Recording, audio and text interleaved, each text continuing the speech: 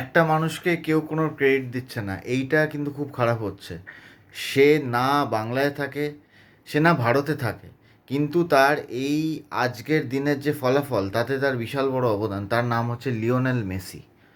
ওই দিনকে যে ঘটনাটা ঘটেছিল অ্যান্ড তার যে প্রতিফলন, ওইটা was the last nail in the coffin. এইটা না কোনো নিউজ চ্যানেল বললো, না কোনো কন্টেন্ট ক্রিয়েটার বললো।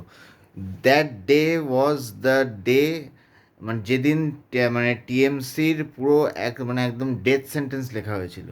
এইটা আজকে খুব সত্যি বলে মনে হচ্ছে। ওইটা লাস্ট বিগ ইস্যু, যেটার পরে the whole public realise, the whole Bengal realised যে না, this has to end, this has to come to an and.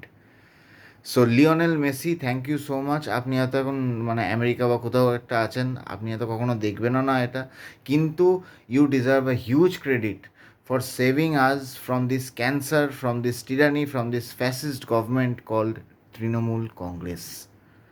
ফাক অফ টিএমসি।